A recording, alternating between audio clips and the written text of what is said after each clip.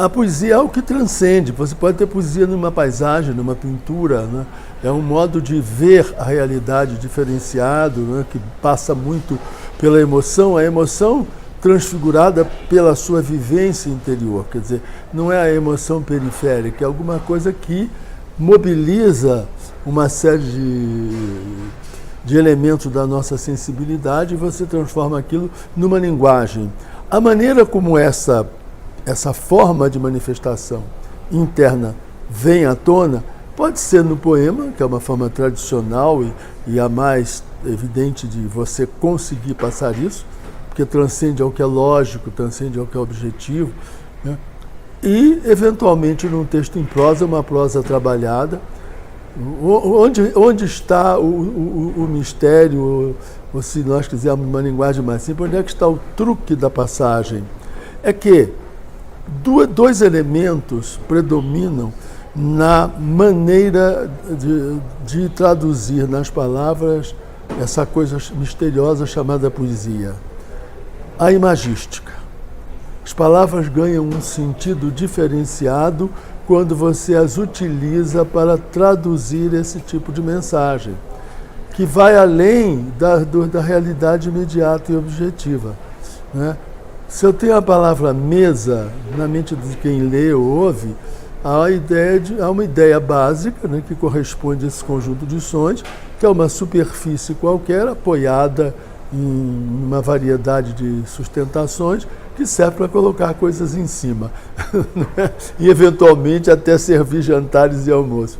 Mas se você vê essa mesma palavra mesa no meio de outras, num poema de Bandeira, quando ele diz: quando a indesejada da gente chegar, etc., e encontrará lavrado o campo, a mesa posta, com cada coisa em seu lugar. Obviamente que essa mesa não tem nada a ver com o objeto mesa imediato que a palavra, na sua denotação, tem. Ela ganha um sentido muito maior, muito diferenciado, que vai ser enriquecido por cada um dos leitores que se aproximar do poema.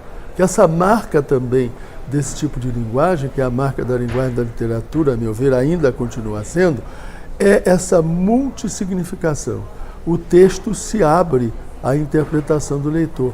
Na verdade, o fenômeno se faz nessa inter-relação autor, texto, leitor.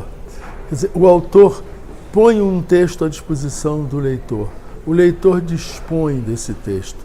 E ele vai passar esse texto, vai entender esse texto a partir de suas vivências.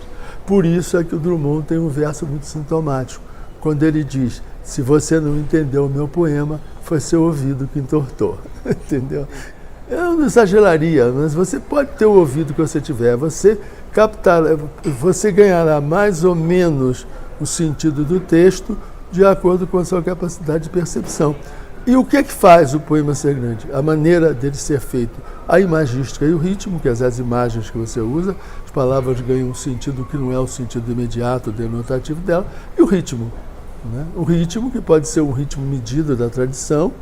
Nós nos habituamos a identificar o poema com o verso medido, e de um determinado momento para cá, começo do século XX, isso foi superado, aliás, final do século XIX já havia isso, por uma nova modalidade de ritmo. O que acontece também com a música, né? Há uma variedade X de ritmos que predomina durante um tempo e depois esse ritmo é alterado e vai dar as modificações naturais de cada tempo, né? Vai dar bossa nova, vai dar rap, vai dar funk, vai dar reggae, vai dar uma série de modificações rítmicas que vão fazendo essa mudança de uma arte que é tão dinâmica como a cultura em que ela se insere. A literatura acompanha a dinâmica da cultura em que ela está inserida. E nós junto com isso. E o bom é que cada leitor, de cada momento, ele vai ler o texto de uma maneira diferente. E o próprio leitor, que já leu um determinado texto numa faixa etária, mais tarde ele lê de outra maneira. Isso vale para a poesia e vale para o texto em prosa. Por exemplo, a leitura do Dom Casmurro de Machado de Assis que eu fiz quando eu era menino é completamente diferente da leitura que eu fiz depois, quando eu estava mais madurinho, depois quando adulto. Quer dizer, então até o próprio leitor individualizado, ele modifica o enfoque da leitura que ele está fazendo. Você pode viver sem ter lido um livro, você pode viver sem literatura.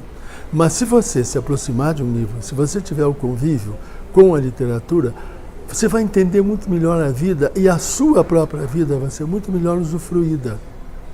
Porque é aquilo que acontece muito, né? A pessoa lê um livro e diz, puxa, mas é isso que eu sinto e não sabia expressar.